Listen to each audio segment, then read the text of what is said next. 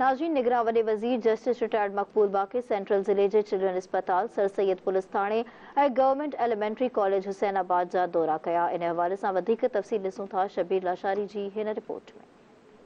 निगरान वॾो वज़ीर जस्टिस रिटायर्ड मक़बूल बाक़िर सुबुह सवेर सेंट्रल ज़िले जे चिल्ड्रेन अस्पताल पहुची मुख़्तलिफ़ शोबनि ऐं वार्ड्स जो मुआइनो कयो। निगरान वॾे वज़ीर चिल्ड्रेन अस्पताल ॾांहुं वेंदड़ रोड ते गटर उथलियल ॾिसी सख़्त कावड़ जो इज़हार कयो। अस्पताल जे डिप्टी MS वॾे वज़ीर खे ॿुधायो त पाणीअ जी लाइन आहे पर पाणी नथो अचे ऐं अस्पताल जो RO प्लांट ख़राब आहे। संदसि चवणु हो त चिल्ड्रेन अस्पताल सरकारी अस्पताल आहे पर उनखे हिकु समाजी इदारो हलाए रहियो आहे। निगरान वॾे वज़ीर अस्पताल में गंदगी सबबि नाराज़गी जो इज़हार कंदे चयो त अस्पताल में बूटा पोखे सावक कई वञे। उन मौक़े ते निगरान वॾे वज़ीर रिकॉर्ड रूम जो मुआइनो कयो। अस्पताल जो रिकॉर्ड फर्श ते पयल हुयो, जंहिं ते वॾे वज़ीर समाजी इदारे जे लाॻापियल ऑफिसर खे हिदायत कई त रिकॉर्ड रूम ठीकु कयो वञे। निगरान वॾे वज़ीर अस्पताल जे मेडिकल वार्ड जो बि मुआइनो कयो, जेको साफ़ सुथरो हो ऐं वार्ड में ॿार दाख़िल हुआ। वॾे वज़ीर उते मौजूदु ॿारनि ऐं उन्हनि जे अमड़ियुनि खां ख़ैरियत मालूम कई। वॾे वज़ीर चयो त हिन अस्पताल में समाजी इदारो बहितर कमु करे रहियो आहे। सिंध हुकूमत उन जी भरपूर मदद कंदी। निगरान वॾे वज़ीर खे ब्रीफिंग ॾींदे ॿुधायो वियो त अस्पताल में रोज़ानो 1200 मरीज़नि जी OPD थींदी आहे।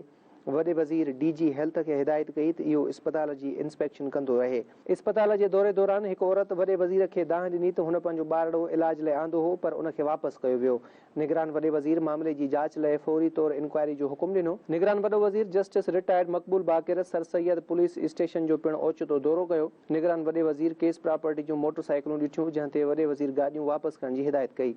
SHO सर सैयद जो चवणु हो त कुझु गाॾियूं क्लियर थी वञनि थियूं, उन बावजूदि को बि गाॾियूं वठणु नथो अचे। वॾे वज़ीर रजिस्टर्ड 19 ऐं रजिस्टर नंबर 4 खे चेक कयो। खेसि ॿुधायो वियो त थाणे में रोज़ानो 3 खां 4 केस दाख़िल थियनि था। थाणे जे SHO निगरान वॾे वज़ीर खे ॿुधायो त 2 ॾींहं अॻु 2 मोटरसाइकिलूं फुर थियूं, जिन मां हिकु फोरू खे पकड़ियो वियो ऐं 4 गाॾियूं बि हथ कयूं वियूं आहिनि। संदसि चवणु हो त 15 ॾींहं पहिरियां पोस्टिंग थी हुई। 2 हफ़्तनि दौरान 12 जवाबदार गिरफ़्तार कया विया आहिनि। निगरान वॾे वज़ीर थाणे जे मालखाने ऐं लाकअप जो पिणु मुआइनो कयो। वॾे वज़ीर लाकअप में मौजूदु हिकु फोरूअ सां ॻाल्हि ॿोल कई, जंहिं खेसि ॿुधायो त हू फोरू न पर फोरू सां गॾु हो।